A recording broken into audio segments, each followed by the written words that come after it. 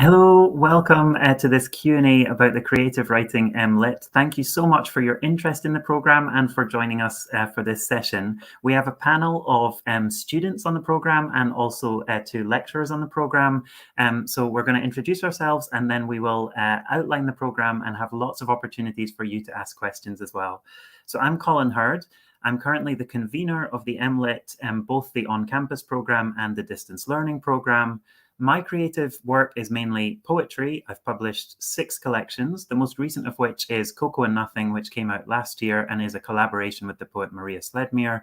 I've also edited 3 anthologies in the last few years, mainly focused on collaborative writing or ekphrastic writing, i.e. work that responds to the visual arts.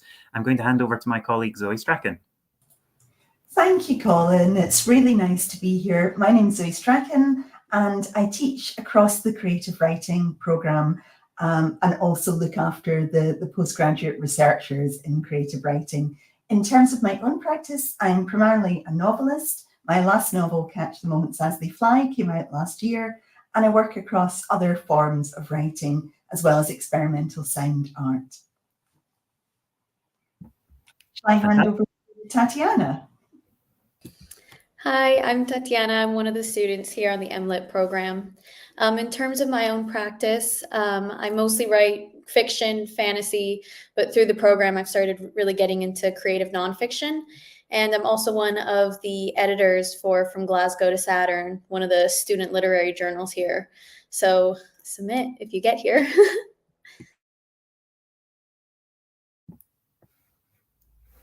Fantastic. Samaya, did you want to introduce yourself? Yeah, hi, I'm Samaya Osmani, and I am one of the full-time students on the MLitt Creative Writing at Glasgow University. I myself am a published author of 3 books. My most latest was a memoir. I mainly write creative nonfiction with a focus on food, culture, and a sense of belonging. Since the MLitt, I started really experimenting with poetry and lyrical writing, which has been really exciting.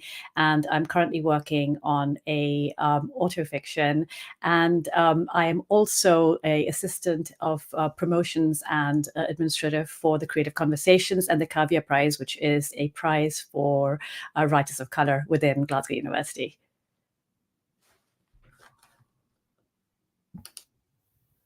Fantastic. And Ross, over to you. Yeah. I'm Ross. I'm a part-time first-year student in the MLitt programme. My writing is primarily poetry, but since starting the course, I've kind of went into a lot more lyrical writing and creative non-fiction. I have a collection of poetry out through Speculative Books, and I also run open mics in Glasgow. So if you are new to Glasgow, definitely come and check those out. Fantastic. Thank you so much, Alan. It's really great to have you here to give this student perspective on the MLitt experience and what you've got from it so far, which we will have lots of. We'll turn to you in a short while for you to share that experience. Before we get there, though, myself and Zoe are going to outline the program and the individual components of what make it up. If you have any questions, please do drop them in the chat. So the creative writing program at the University of Glasgow is long-standing and well-established. It was the first to be founded in Scotland, and all of the teaching on our program is done by experienced tutors who are also practicing and well-published writers. What makes our program, in my opinion, really unique is the encouragement and support that we give students on the program to really develop and experiment with their own creative practice. So we're not ever asking you to conform to any one particular set of conventions or any kind of house style.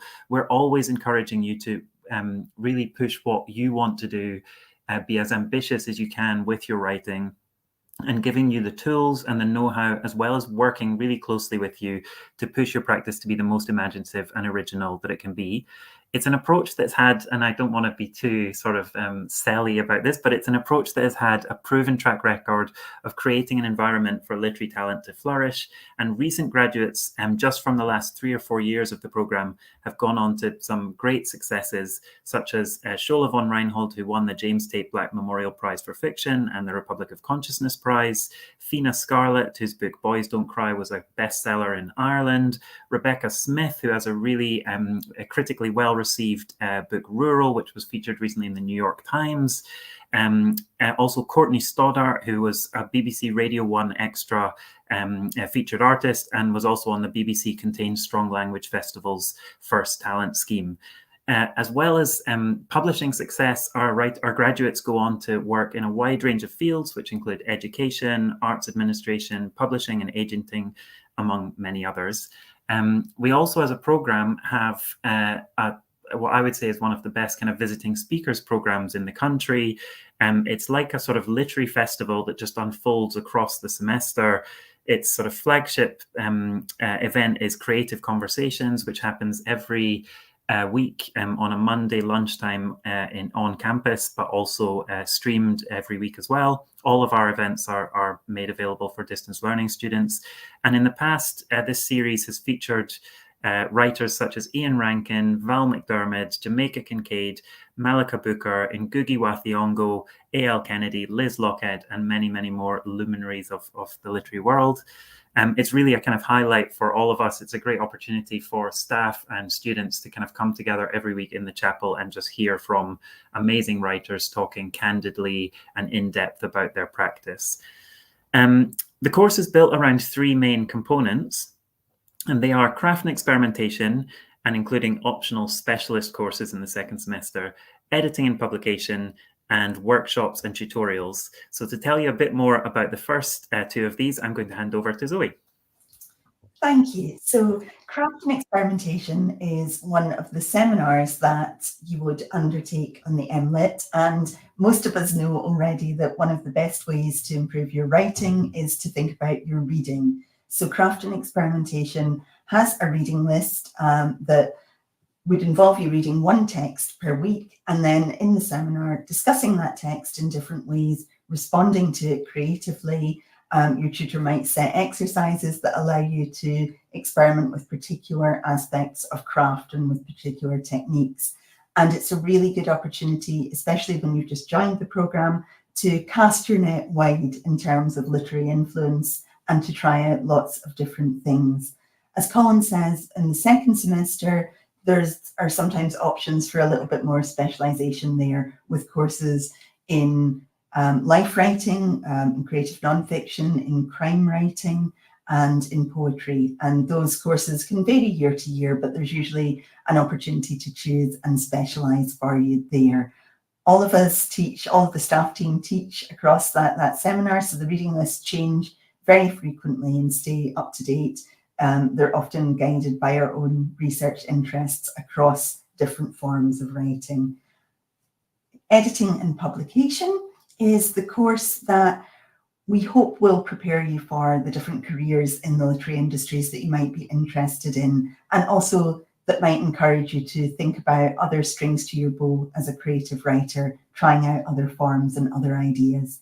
In the first semester, we bring in a lot of visiting speakers from the literary industries. We bring in people to talk about opportunities in terms of literary agents talking about routes to publication, which we know many of you will be interested in, but also people who are producing, curating, editing, doing lots of different kinds of work.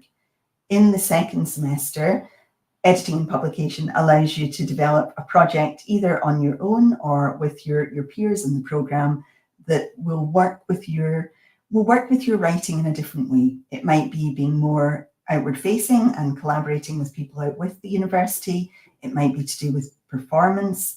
It might be changing the form in which you work, making podcasts, making short films, working with others to edit collections, anthologies, run competitions, and so on. Or it might be your chance to work on translation or adaptation if you're interested in those areas. Should I talk about anything else there, Colin? I think that's great for the time being, and then I'm sure there will be. There are actually already some questions have come in, so I'm sure we'll circle back to that. I'll outline the workshops and the tutorials just now. So, in addition to the courses that Zoe's outlined, we also have across the whole duration of the program. So both years, if you're studying part-time, and across the 1 year program, if you're studying full-time, we have workshops running, and workshops are really one of the from student feedback, it definitely seems like, and we're going to get a student perspective on them in a second, but from student feedback, they're always one of the most kind of popular and valued parts of the program. Workshops are an opportunity to have your work read and critiqued by a peer group and a tutor-led group. So across the semester, if you're full-time, you submit work to be workshopped twice. If you're part-time, it's once in a semester. And the rest of the time, you're reading and giving feedback on your peers' work. It's really like, I was in a meeting on Friday, and a student from 3 or 4 years ago was there. It was a poetry event outside of the university, and she still meets up 4 years later with her workshop group, and they still read each other's work and give feedback on each other's work, and are kind of valuable champions and supporters for each other's writing. And that's just such a amazing thing that the course can give you, is this group of interested, engaged, dedicated peers who understand what you're going through because they're doing the same thing. They're also working on their writing. So that's the workshops, yeah, as I say, that you can submit any kind of creative work and just get the feedback from your peers and tutor. And then the tutorials are another really, personally, one of the parts of the course that I really value, which is one-to-one discussions. So at the start of the program, you'll be assigned a tutor, and there is the possibility of changing that if for whatever reason the matchup doesn't seem quite right for your work. But you're assigned a tutor, and then you have 5 sessions with them across the program. And really, in those 5 sessions, they read, again, a sample of your work per session in depth, giving you feedback. But also, I tend to find that those discussions move further away from the specific piece of work that you've submitted as well. So they really help to talk about what your wider ambitions are as a writer, and how the kind of work that you're writing at the moment fit into that. And, tutors have a kind of role in terms of, offering advice about publication opportunities and that sort of thing as well. So yeah, that's the workshops and the tutorials. But now might be a really nice time to open up to Tatiana, Sumaya, and Ross to get your perspective on the program, what aspects of it you've found kind of most enjoyable since you've been on it, but also maybe things that you wish you'd known before you embarked on it. Tatiana, are you happy to go first again? Yeah. So I think my favorite thing has been the creative freedom that you guys were talking about. I think at times it may seem a little bit daunting, but the truth is it's one of the most liberating feelings. I think as long as you're open to how much freedom you have, you'll love it, because I came in just thinking I was going to keep going with fiction, and now I'm equally obsessed with creative nonfiction, and there are a million chances to practice both of them. So I think the amount of freedom you get is actually probably one of the best parts of this, especially the reading list as well. I know we were talking about that. I became obsessed with creative nonfiction because a lot of the reading lists I got were memoirs and stuff like that. And I think if you're open to how different a lot of the experiences are, and a lot of the different avenues that you get to go down, you're going to have a great time, and you get a lot out of it. Fantastic. Thank you, Tatiana. Sumaya, did you want to come in there with some of the things that you've valued from the program, and also things you wish you'd known, maybe? Yeah, of course. I think one of the main things for me, I think I was coming to it much later in my life. And one thing I was quite sort of worried about was having had a writing career, and how would this affect me, or how would it help me?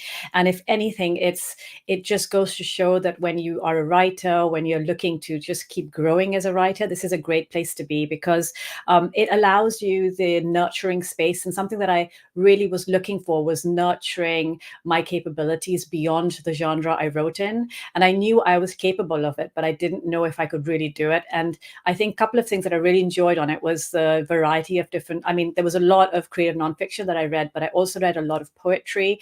I also opened up my world to poetry, which is something that I think I closed up quite a lot.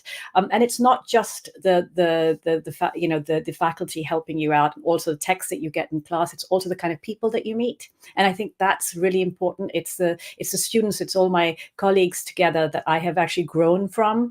And I think that's the beauty of this course, is that there's such a wide range of students, ages, nationalities, different ideas of what they want to write, and they come to it and they grow, and you're all growing together. And I think for me, that's been really great, because I actually am at a point in my life that I know I can write better, and I can write in a different way that I could have never done before. And another thing that I suppose I should have known before, and I wasn't ready for, was the sort of the challenge of, if you are working and if you're also doing this, it's a challenge of maintaining your timing with all the work.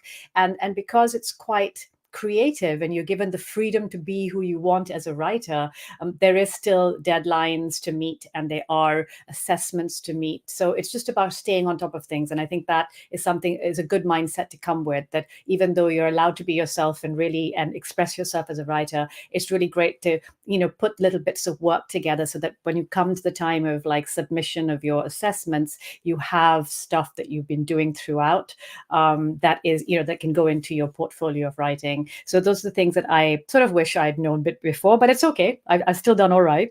But I do really think it's a place for, for anybody who's looking to really find their voice and push themselves beyond their expectation of themselves.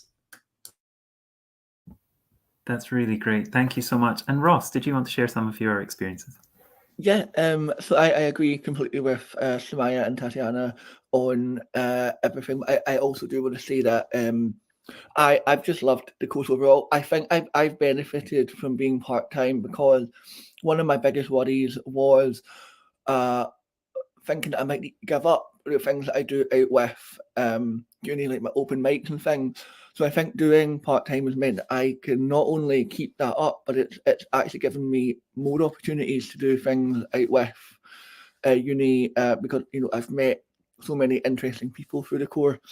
I love the fact that I have expanded my world of books as well. The books that we get on the reading list for certain classes like CX and of the personal, I've opened my mind up to like new authors and new writers, new styles of writing, and it's really been a blessing, like this course, to go in thinking that, oh, I'm not going to do poetry, I'm probably going to do a poetry collection, and now I'm considering writing a memoir, or doing some kind of creative non-fiction. It's been a real it's been a really incredible experience. Something that I wasn't expecting was how much more inspired I've become from the other cohorts, but also from the lecturers. Like this, we get taught by so many incredible people who are writers in their own right, and it's been really great.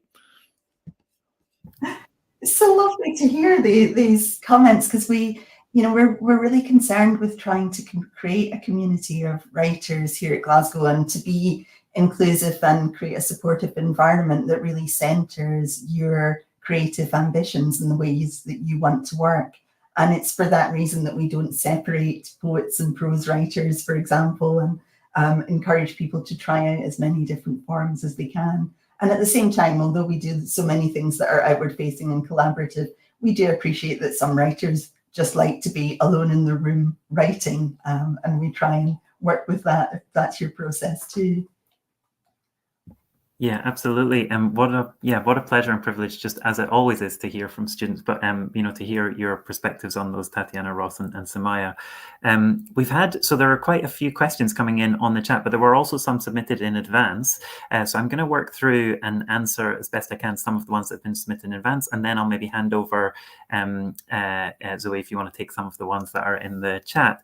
So one that came in advance was, what do you look for in a writer's application creative portfolio? This is a question that we get asked quite a lot, as you can imagine, when people are preparing their portfolios. And really, there's no kind of easy sort of like recipe that we can give you for this. But what we're looking for is writing that has a spark, that seems like it, like the person who's written it, the writer, is would benefit from the program and would also sort of contribute to the program in terms of, in the way that Tatiana, Ross, and Samaya so clearly have. So really, it's hard to kind of quantify exactly what that is. it's not always the absolutely most polished piece of work. You know, we accept people based on the promise and the potential of your writing. So it should really just be your sort of best work, what you think of as your best work. You can include a range of different genres and forms. So you could include a couple of poems, an excerpt from a play, a short story, but also it's equally fine to just submit, you know, a short story or a couple of short stories, or you know, a sequence of poems. So you don't sort of get bonus points in the application process for showing that range. It's just whatever you think is your best work. And yeah, we're looking for just writing that interests us, writing that shows a sense of that you are kind of thinking about style and technique, and you know, that you are, you know, if it's fiction, that you're kind of really interested in character and developing complex, interesting characters. You know, if it's poetry, writing that has a kind of flair and kind of understanding of the line break and the way that the kind of musicality of the work, etc. But as I say, it's very hard to be prescriptive, and we really try not to be prescriptive. It really should just be your best work that showcases what you're about as a writer. It can be useful to include personal statement. It's not absolutely necessary to do that, but just a short, you know, half a page or a page that just describes sort of what you want to get out of the course. You can include that in the any other documents part of the application, and it can just be really interesting just to kind of have that as a context for the creative submission as well. There's a kind of follow-on question, which is, can you offer any advice on choosing which pieces to include? That I've maybe covered some of that. For example, should pieces speak directly to your passions or display various skills? Would you like to see us taking the initiative and deciding what to include? Sure, I think like that question of like what you include and kind of like, yeah, judgment about curating it as a kind of portfolio for admission. That those are skills that are really, really valuable for all writers, you know, thinking of the selection of what you include and what you leave out. So yeah, absolutely, this is a good opportunity to practice some of that. But yeah, it just really would be your best work, what you think is your best work that showcases yourself as a writer. There's another question here, which is, what is the estimated weekly study time for the program? So in terms of actual taught hours, for full-time, the program is 6 hours per week, full-time taught hours. For part-time, it's 3 hours per week, which is 4 hours one week and 2 hours the following week, and then alternating like that. Plus, you also have one-to-one tutorials of 45 minutes, 5 times across the program. But the actual study time is quite a lot larger than that. It includes reading of the set text for craft and experimentation, reading of the submissions of your peers for workshop, working on your own writing constantly for all of those courses. Craft and experimentation will often involve a writing exercise per week as well. And you'll also be writing towards your workshop submission and towards assessments. So it is quite a lot of reading and quite a lot of writing that you're doing. So the study time in total would be, I think, sort of each course. So each semester you're doing 3 courses, and each course has about 120 hours study time associated with it. So you can kind of work out what that would be on a weekly basis. But yeah, it is quite full on. You know, sometimes when people see that figure of the 6 hours per week taught, they think, oh, that's not that much. But as soon as students are on the program, and I think what Tatiana, Ross and Samaya have said testifies to it, it is actually quite a demanding and intensive program if you do it full time. There is one more question, but I'll hand over. I feel like I'm talking a bit too much. I'll hand over to Zoe maybe to go through a couple from the chat. Yeah, sure. Actually, the first one, Colin, I'm going to defer to you on about how many students are in the cohort every academic year, because Colin convenes the programme, so it's better with some numbers than I am. Yeah, I'll just chip in quickly on that one then. So we don't have a set number of students in the cohort. So we accept the applications that seem to us strong enough that the students will perform well on the program. but what I should say is that it is really competitive. So we get about 4 times or sometimes more than that the number of applications. So we get applications in the 300-400s, and then we can only select the ones that are kind of good enough to be on the program. So it is a competitive process. But the actual number of students on the program is on campus is usually around 40 to 45. And then distance learning up to about 25 would be what you would expect. So yeah, but it's not a set figure. We're not working to a set total. It's based on the quality of the applications. Thank you, Colin. And in terms of the timetable, there are regular taught days in the programme, whether you're part-time or full-time. At the moment, most classes run over Monday, Tuesday, Wednesday. Some of them, if you're part-time, might alternate week by week. So you'd have one class every 2 weeks, your workshop, for example, but you would be aware of the timetable in advance. If you're thinking about juggling the programme with other commitments, we can confirm the timetable in advance for applicants. If you're distance learning and you might end up in Glasgow from time to time, we are always delighted to see you. It's very easy to arrange tutorials, for example, to be in person if you can come to Glasgow. It's really nice if you can come on a day that there is a Creative Conversations event or another visiting speaker event, just to maximise your opportunities. Mostly your classes would stay online because you'd be in for a workshop group and would have built up a sense of trust and knowledge of each other's work by then. So those classes would be a little bit harder to shift to in person, but other aspects of the programme, absolutely, distance learners can come and meet us and join in, definitely, and meet some of the campus students too. There are a couple of questions about kinds of writing, which I'll go to next. One of them is around screenwriting, and I should say that we don't have a dedicated screenwriter on staff. We do have people who have done some screenwriting and certainly who've done playwriting. We do have quite a few students who work in screenwriting though, or choose to work in it for part of an assessment, part of a course, maybe through editing and publication that I mentioned earlier. So it isn't a dedicated screenwriting programme, and there isn't a module that's entirely devoted to screenwriting. But if it's something that you want to try out or that's part of your practice that you want to continue with, then we can definitely support that. I'll go to one more question, then maybe hand back to Colin if I talk too much, or I could go through more because there's lots coming in, which is brilliant. And this is a really good question about challenges in writing when the topic might be sensitive or triggering, or might be quite personal and emotional for the writer. This is something that we're very cognizant of. One of the first things to say is that workshops are a confidential space, which is particularly important if people are writing nonfiction or maybe are writing memoir-based work. It's entirely up to the individual writer what they choose to share and how they choose to frame it. Generally, people add a content note to their submission if it's going to be something that's potentially distressing for their peers. We add content notes to books on the reading list to make people aware of things that they might want to know in advance in case a particular text is not suitable for them. But ultimately, we hope that we're making an environment in which people can take creative risks and can explore things that are very personal and very emotional if they wish to. And we'll try our best to support that. And your peers in a workshop group or in a seminar group will do their best to support that too. That's really the atmosphere that we want to foster.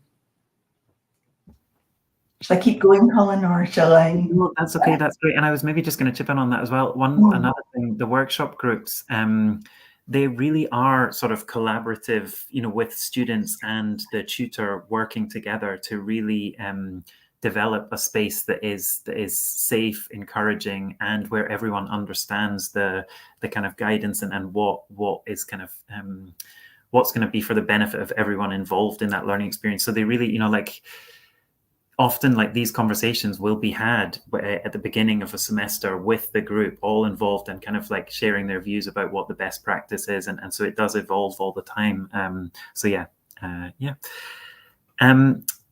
There's a question about teaching assistant opportunities available. Unfortunately, not for PGT, so not for MLitt students. There aren't any teaching assistant opportunities available. That's not something that is sort of commonplace in the UK higher education. I know it is elsewhere in the world, but yeah, not at this level, unfortunately. And then there's a question: what advice would you give to those who are experienced writers but have graduated from a course that isn't English? So I might in a second turn to Sumaya and Ross, actually, who might have kind of interesting perspectives on this, both as published writers who haven't come to the program with an English literature degree. But I'll just give my perspective, which is my advice is really, so in terms of applying, we are quite rare actually in that we really look primarily at your creative writing portfolio when we're looking at applications. So of all the other information that you include in your application is obviously important to include and contributes to that process. But when we are looking at the applications, we really are looking at your writing and the promise that you show as a writer. And once you're on the program, that is really what is going to see you through the program as well. You don't need especially skills from an English literature background at all. In fact, we have graduates and students on the program who come from really diverse areas of previous experience, including people doing the course having a long time since they graduated from a first degree or not having a first degree. And from all different kind of disciplines, and that just enriches the program, enriches the kind of writing that knowledge that people share when they're on the program. So for example, we have people currently doing the program who are doctors. We have people currently doing the program who are teachers, journalists, coming from all different kind of experiences. So for me, it's not a hindrance whatsoever. It's only a kind of benefit to have that enriching sense of different experience on the program. Sumaya, did you want to talk a little bit about this, being an experienced writer who I don't think did an English degree? Yeah, absolutely. So my first degree was in law, and that was many, many years ago, a couple of decades ago. And I was a lawyer for many years until I became published author. And I didn't have a literature degree. I had never even considered a literature degree. But I really think that the thing that really attracted me to this degree was that it was about the craft. And it was about growing in the craft rather than learning. You do read other authors and you learn from them, but you really learn about yourself as a writer. And on many levels, not just as how you write, but also how you engage with other texts, how you engage with other writers, how you edit other people's writing, what you see within it. So I think that what it really does for you, coming from a non-writing sort of literature degree, is that it gives you the ability to look at writing in an all-encompassing way, which is who you are in the world of publication and writing, but who you are as how you understand text and how you interpret the world. So for me, I think that is much more sort of, in many ways, I'm glad this is the degree I'm doing in writing rather than a literature degree, because I think that though literature is a wonderful degree to do, I just feel that this one's better for somebody who has a more fluid creative mind, because you get to engage with so many aspects of yourself as a writer and as a creative. I hope that helps. Absolutely. Thank you, Sumaya. And Ross, did you want to come in here as well, having arrived at the course without an English literature degree? Or I think I'm right in saying this is your first degree. Yeah, so I came in to the course without, without an undergrad. I did go to college many years ago, and yeah, I'm a published poet. I've got a collection called Once Upon a Time in Glasgow, and I think coming into the course, kind of what Sumaya said, I feel like I went in with kind of knowing what I know about writing was kind of quite poetry based. So I like the fact that I could come into this course quite fresh and open-minded to explore writing and explore different kinds of writing. But I think but I don't think it's really, I don't think it matters if you've been like published before, because I think that you can always find a new perspective and a new kind of love for writing. And I feel like my writing journey has actually been enhanced by the course rather than, you know, being, so hope that helps.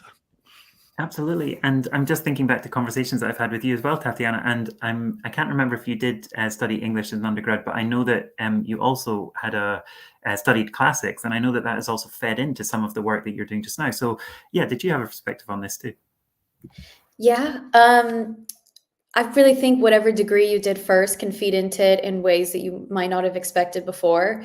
I studied acting and classics in undergrad. So acting, I had already done quite a bit of screenwriting and playwriting. So that fed into this now. And there's still plenty of opportunity to do that here.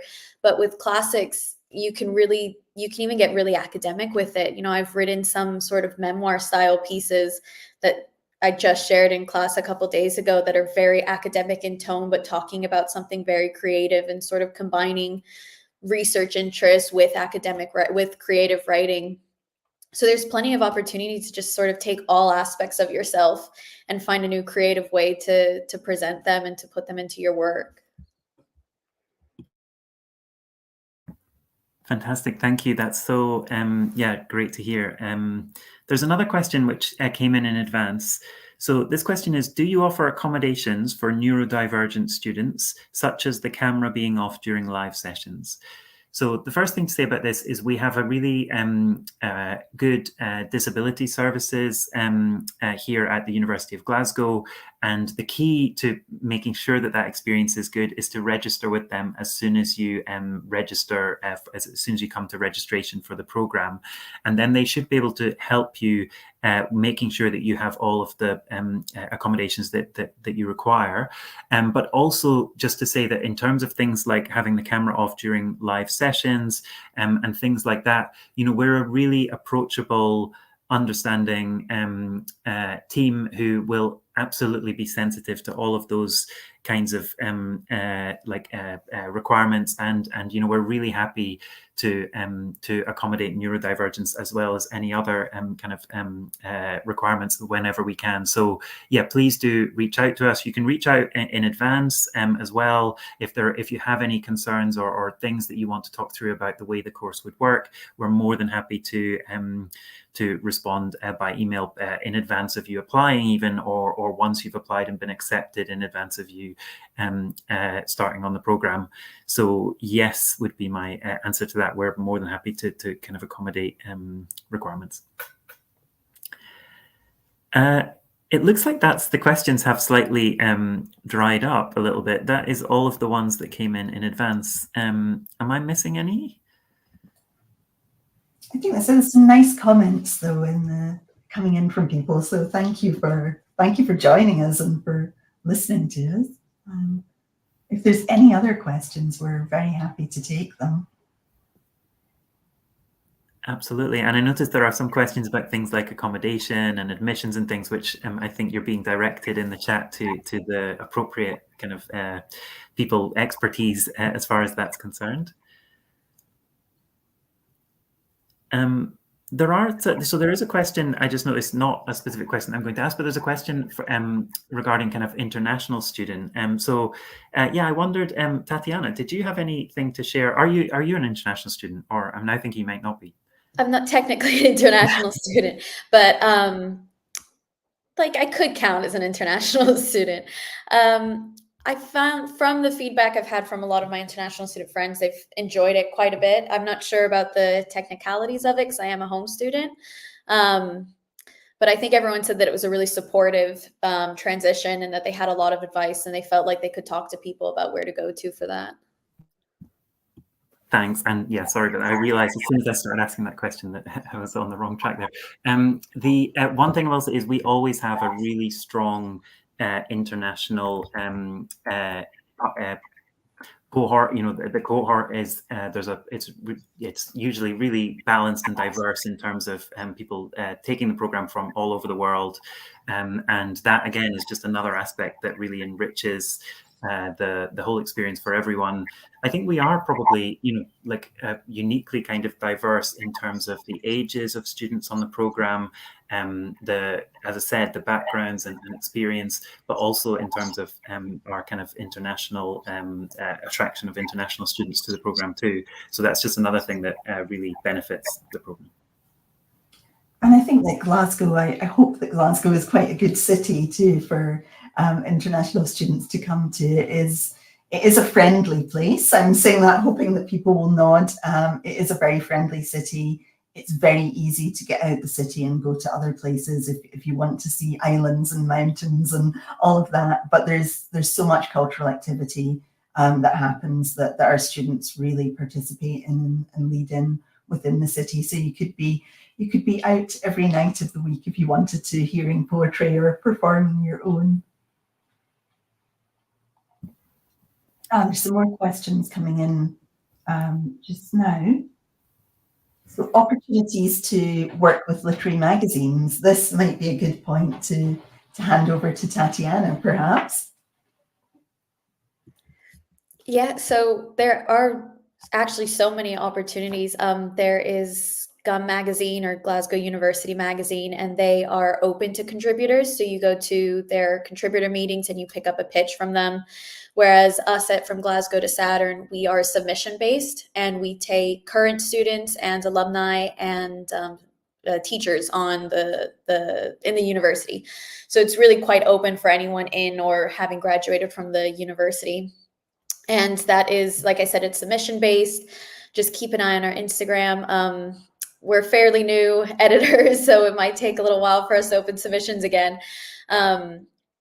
But it's, again, really diverse in all of them. You may find that you end up submitting or picking up a pitch for poetry, for fiction, for prose. It's so wide. And we all, in the magazines, whether it's GUM magazine or from Glasgow to Saturn, we really love working with the students. So we really encourage you to submit, because even if maybe you don't get in the first time, we open again, you may get in the next time. So yeah, definitely try to get involved, because there's so many opportunities, and it's a really good way, especially if it's the first time, if you've never been published before, to get published, and it's a much faster way. It feels like you have a lot of support for it, and you kind of learn how these sort of things work. So if you haven't been published before, I'd really encourage you to look at the magazines and the journals, because it's a really good place to start. Great, thank you.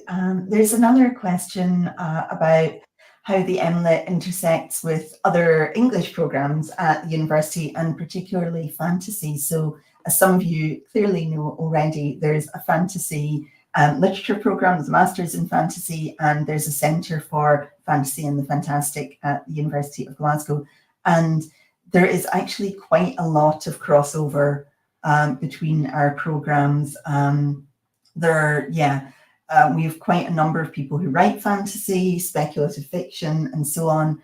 And sometimes it's simply a question of going to events and seminars that are run by the Centre for Fantasy and the Fantastic. They also sometimes do things like nights at the museum and WorldCon. They're very involved in the conference there that people participate in and get involved in organising.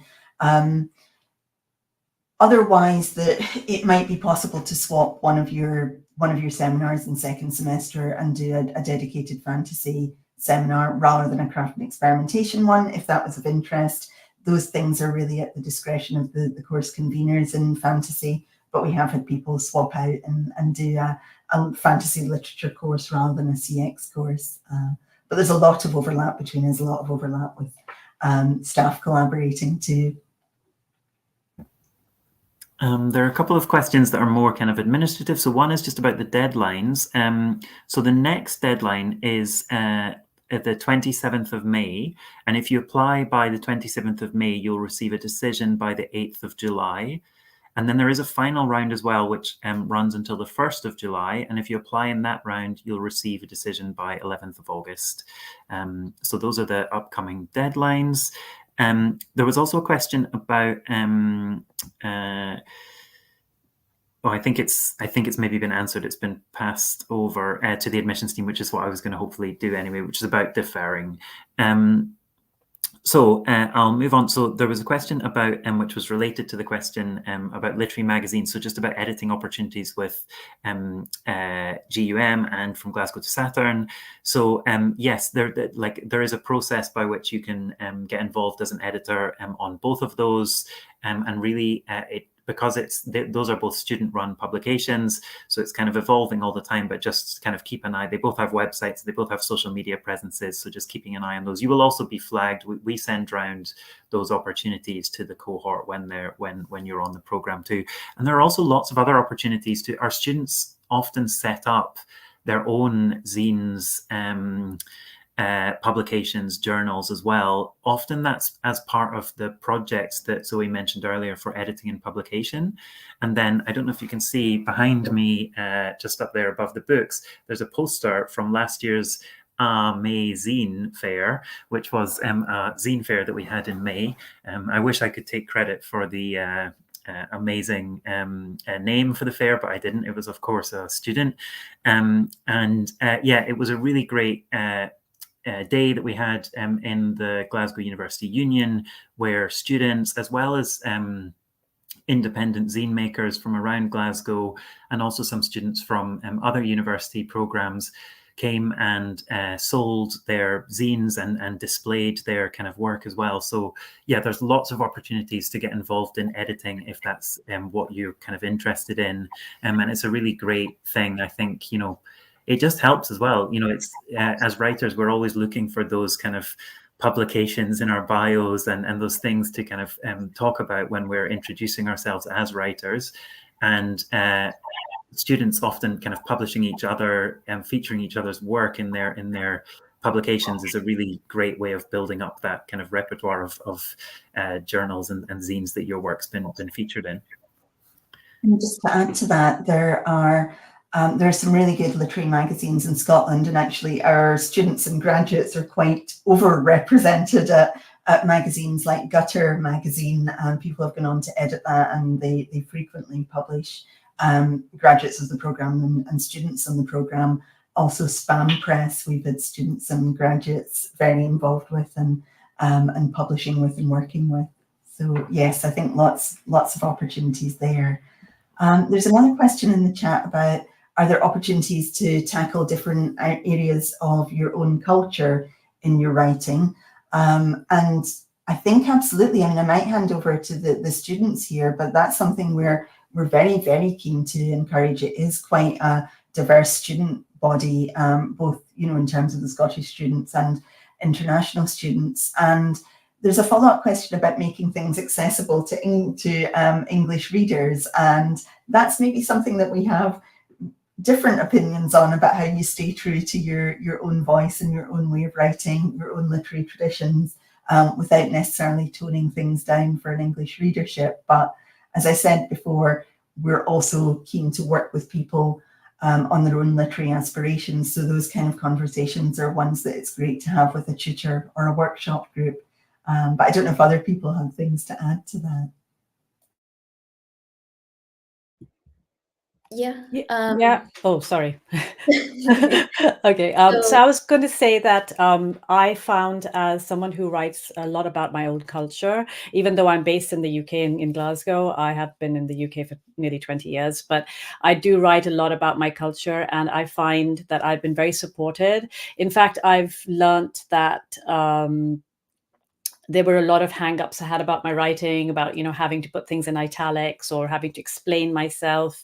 I found that I've actually let go of those, because my teachers have actually supported me and told me to take ownership of who I am and my identity and my cultural identity, and really to be unapologetic about it. And I think that is how you change the face of literature, when you start to take ownership of who you are, where you are, and the stories you want to tell, and making it more of a global place where people are able to share their voices with confidence. And it is, when writers at this stage start to take ownership and become confident, then when you go out to publication and submission for whether it's books or literary articles, you go in with that confidence of your voice. And that really comes from, this sort of very grassroots situation where you are in a very protected environment being in the MLitt. But when you start to build that confidence within that protection, those four walls, and then you go out there, you feel that you've been supported and you have a reason to have that voice. So I feel that if anything, I've become a much more confident writer, especially coming from a different culture myself. Sorry, Tatiana. Well, Samaya and I are actually in the same workshop, so we've had a lot of fun supporting each other about our culture and our work on it. Actually, what I'm doing for one of my assessments is a whole eclectic collection of a young Colombian girl sort of trying to rework her identity about all the generational stuff that's been passed down from her family. So you can kind of put it in wherever you want. I'd also say everyone is very interested in hearing your voice and hearing it in a way that's authentic to you, both the teachers and the students. And the reading lists are really diverse as well. And something that came out of a recent discussion based on it off of a text was a woman, how much does she want to share about the history? And she was really only sharing as much as she could, like what she had experienced and the people she was writing about, what they had experienced. And at the end of the day, also, Google is free. So share what is true to you and share what you think is really valuable for other people to hear, but you don't owe other people an explanation on your experiences and on your culture. And if they want it, just tell them Google's free. And everyone's very supportive of that. Everyone's really understanding of that. So you can really just take it in any way that's going to feel right and true to you.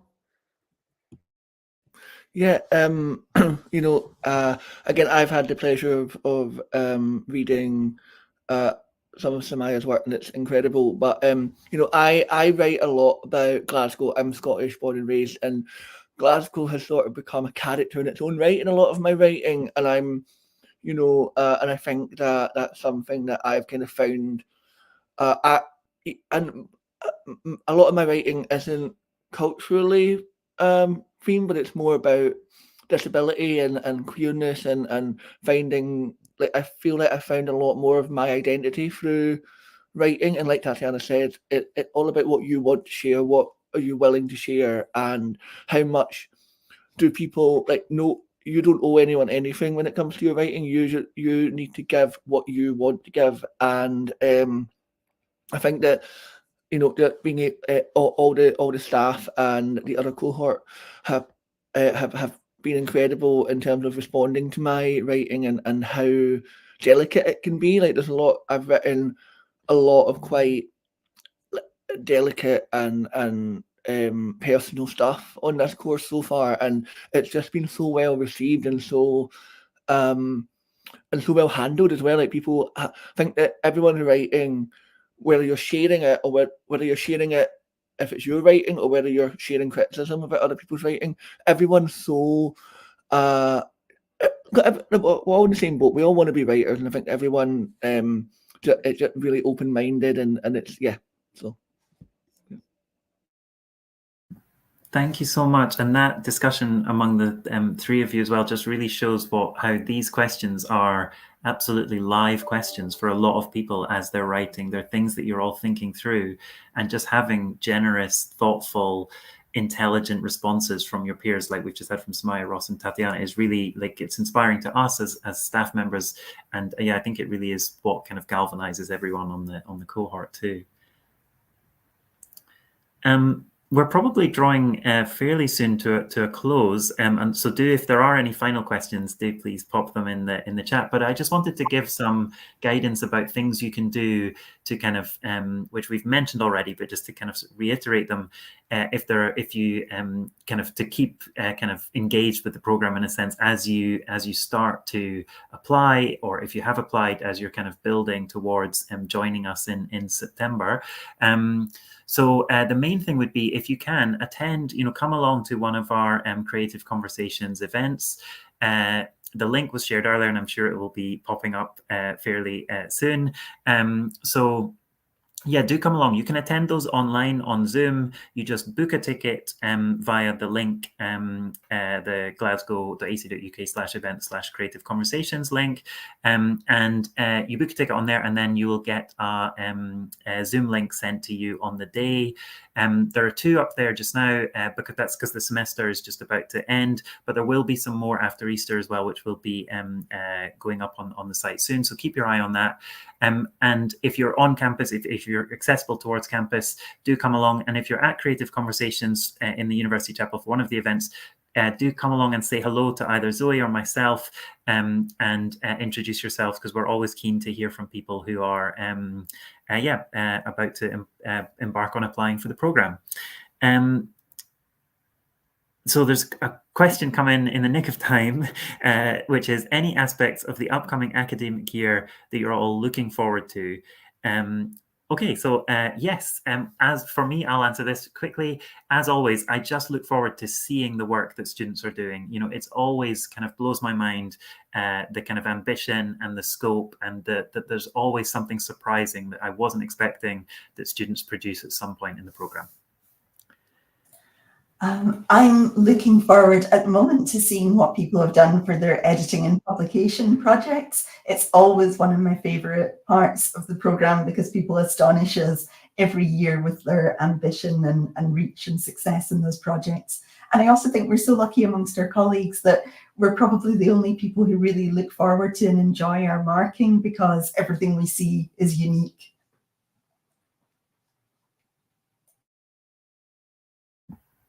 Tatiana, Samaya, Ross, did you want to chip in on things that you're looking forward to? Yeah, Tatiana. I'm also really excited for editing and publication, not just for my own project, but for everyone else's, because we have some really great, like someone's doing paintings based off of poems, and hopefully she'll be able to put on an exhibition. The projects are just so exciting this year, and so I really can't wait to see all my friends are doing. I'm really excited about the fact that I get to spend another year, because I'm part-time, another year at the uni. And I feel like I've really only just now kind of started to get the grips with what I want to do with writing. So I'm quite looking forward to. I'm also looking forward to seeing what my full-time cohort go on to do, and I'm really very excited. They're all incredibly talented. And I'm really looking forward to 2 aspects. One is the editing and publication projects that everyone else is doing, that Tatiana mentioned. There's some really fantastic talent in this year, and it just inspires me to do other crazy things.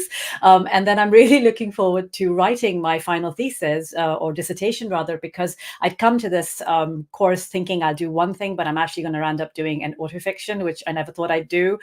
So, you know, I mean, it's just opened up my world, and I'm really excited to see what I might put out there. So both the aspects of what everyone else is doing in the EP project, as well as my own final project, is really exciting. There are just a couple of questions that I've just seen pop up. So one is that, which I guess refers to Creative Conversations, is it open to members of other schools? Yes, they're open to the public, so you don't have to be at the university currently or ever to come along. They're public events, so it doesn't matter what school you're in, or indeed if you're at the university. And then there's a question, just confirming classes run over the summer, and no, that's not correct. The semester ends in March, and then what you might have, or April some years, March this year because Easter's early, what you might have is 1-to-1 tutorials over or up to the sort of summer break. And also there might be one-off things, that activities, readings, visiting speakers, workshops, that sort of thing. But the main that we follow in creative writing, the system that the whole university follows, which is the 2-semester system. And by then people tend to need some writing time. Yeah. Thank you so much for joining us, and to our students for participating. As Colin said, do reach out if you have other questions, and whatever your decisions about the future, we hope that you'll keep writing and keep enjoying your writing. Absolutely, and we really look forward to reading your applications. That's also a really enjoyable part of the job, is when the applications come in and you get a flavour of students that you will hopefully in 6 months' time or whatever be working with.